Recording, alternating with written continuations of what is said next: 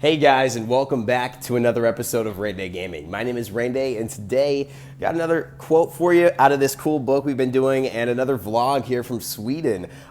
This is pretty cool. I was on a run, and it's been cool kind of just exploring the culture of Sweden. As you can see, there's like some buildings in the background. It's a very small like area that we're in. It's not Jönköping, which is where Dreamhack is taking place, but it's like a cool little city. And I'll tell you guys a little bit more about it later. I want to get to our quote though, which is pretty apt, and talk about the subject of today, which is how do you build gods in Smite? Do you build towards their strengths, or do you build towards to offset their weaknesses? What is the way that's the best? What do you like to do? I'll tell you what I like to do, but first let's read this quote as we kind of make our way out to a little bit of a location. So to thine own self be true. And this is literally the next quote, guys. This is crazy. This is the next quote.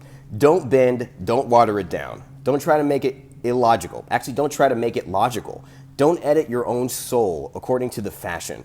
Rather, follow your most intense obsessions mercilessly.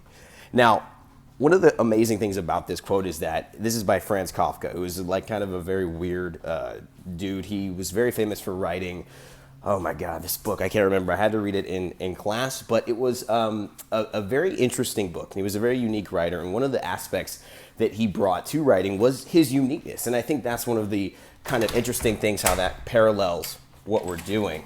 Been talking about this topic of, do you build towards your strengths? Do you build towards your uniqueness, or do you build towards, you know, what you kind of don't do well? And I think that's what I've been trying to get a lot of people to understand, not only in YouTube, but in Smite, but that to be yourself is the most amazing thing you can do. What you are, who you are in itself, is the beauty of life. That's the beauty of what we all bring, you know, to the world. And I apologize for any wind you guys might be hearing, but I really want to get this point across. And it's so cool that this little beach is right here. In fact, we can walk up to it. It's like a lake. I'm literally on the water, dude. It's crazy just being here. It's so beautiful. I love the natural landscape. Let's see if we just take a look at it, man.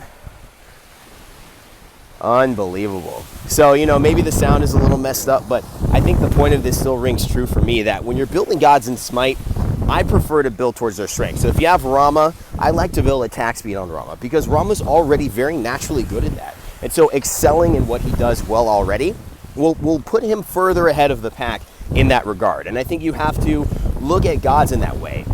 You know, some people may say, well, listen, look, Scotty has no mobility, right?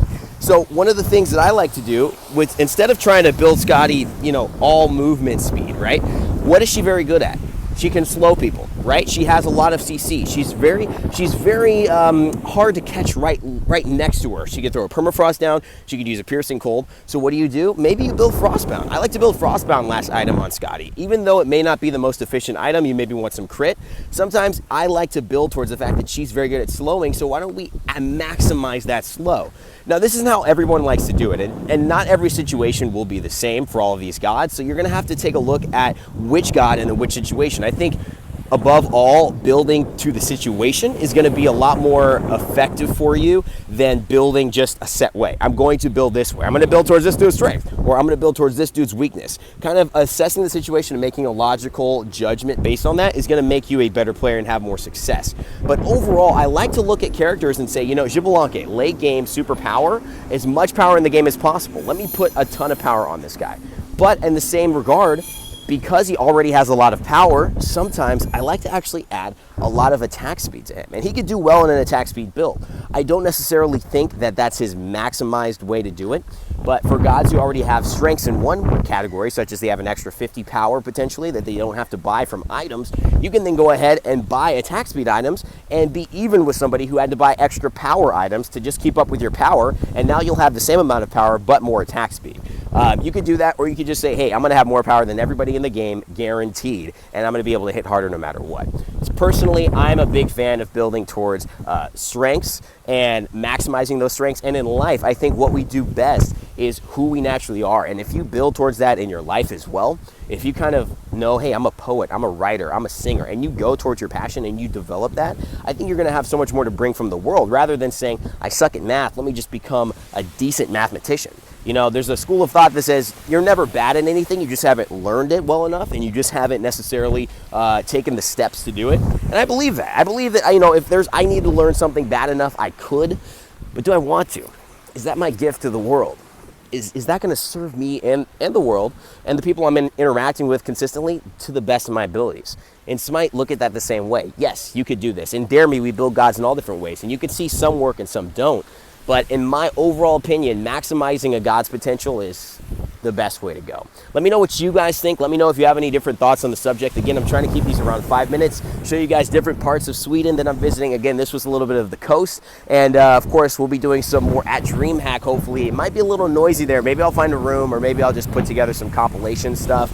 And of course, we'll be having these quotes. Let me know if you guys keep enjoying these. Hopefully this was a really cool one for you. I know I'm going to be happy looking back on this and saying, dang, dude, why aren't you in Sweden right now? Because this is freaking beautiful.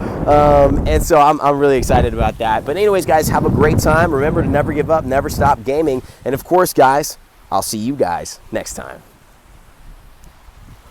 Sweden, mofos!